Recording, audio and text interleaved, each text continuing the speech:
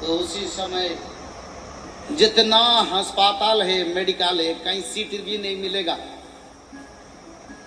और मैंने तो कहीं सुना हूं कोरोना के समय में लोगों का किडनी, लीवर ये सब चोरी हो गया,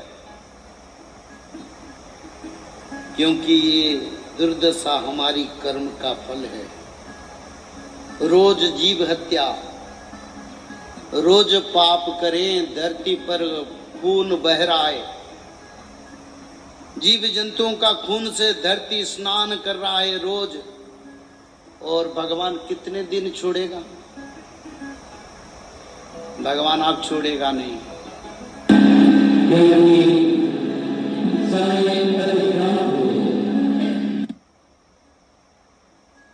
अतिक्रांत समय, कलिजुग की अंत, सत्ययुग की आरंभ समय पर जगन्नाथ संस्कृति के भविष्य मालिका का प्रचार का समय और श्रीमद् भागवत महापुराण दोनों तत्व के आधारित तत्व से मानव का कल्याण, इसका सिवा और कुछ नहीं। तो इसीलिए निरंतर नाम भजन करो, कीर्तन करो, क्योंकि नाम भजन से क्या होता है? शरीर तंत्र में शुद्धता आता है, शुद्धता। भगवान वेद व्यास ने श्रीमद् भागवत में बताए हैं, जैसे मैले स्थान को घिसते घिसते हम सफाई करते हैं, हृदय पर जो हमारा मन मंदिर है, उस मंदिर में अगर राम नाम, कृष्ण नाम, जगन्नाथ नाम निरंतर भजन होगा, उसका घर्षण से ये मन तंत्र पवित्र होकर हृदय पवित्र बनेगा और उसमें भगवान का निवास आएगा। और भगवान का निवास आने से क्या होगा? जन्म जन्म मुनि जतन सुहाई, अंते राम कही आबत नाही। अतः मृत्यु जब होगा तब क्या होता है?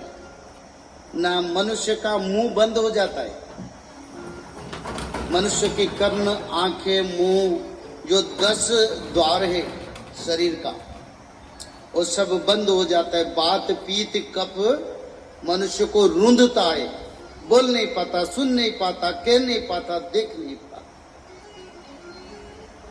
तो उसी समय क्या करेगा? कैसे राम नाम बोलेगा? फिर मुक्ति कैसे मिलेगा?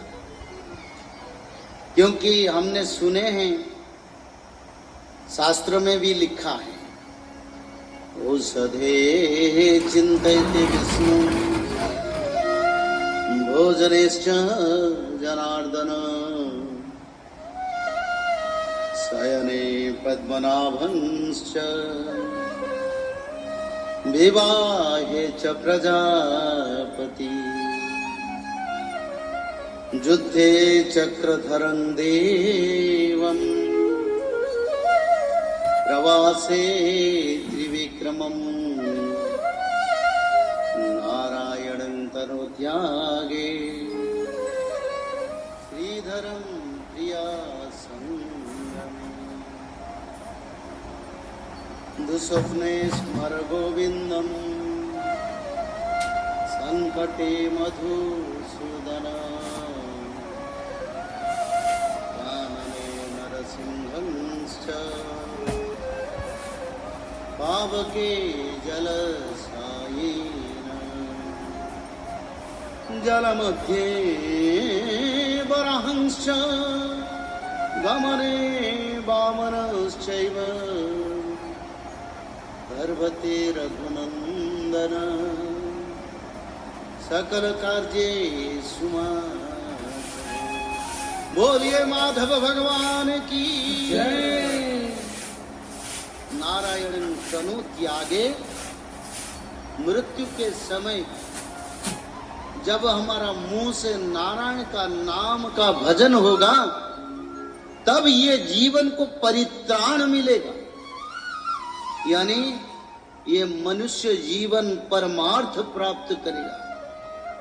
और परमार्थ तो विश्व की सबसे बड़ा पदवी पर रहने वाला शासक को भी नहीं मिलेगा, पर गरीब से गरीब दिन दुखी को मिल सकता है। चाहिए भगवान से शरण।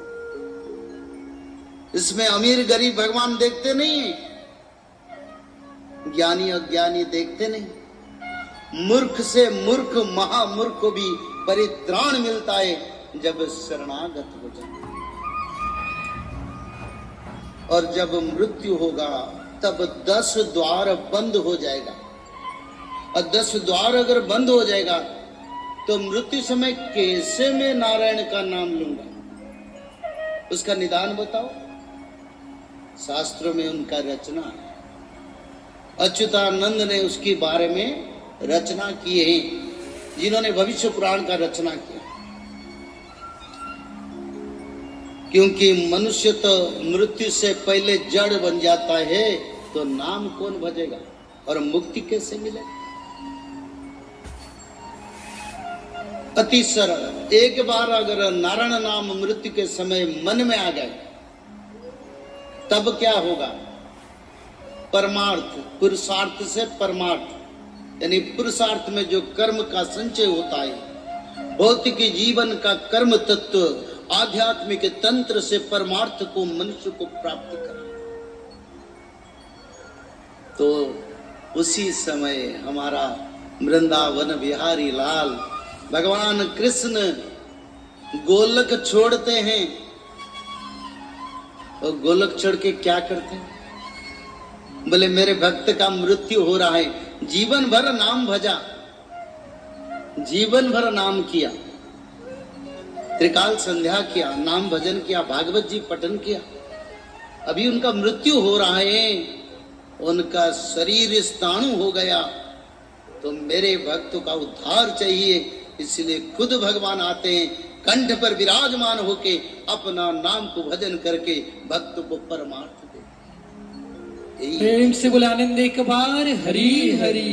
यही है मनुष्य जीवन का परमार्थ का परम तत्व। अभी भी समय है, समय को यूटिलाइज करो, हर समय को धर्म की कर्म से विनियोग करो और परिवार के कर्म अपने फिजिकल शक्ति से करो, मन की शक्ति से भगवान से नाम भजन करो। क्योंकि घर का कर्म, परिवार का कर्म, सांसारिक जीवन का कर्म, ऑफिशियल वर्क सब तो करना पड़ेगा, और अंतर में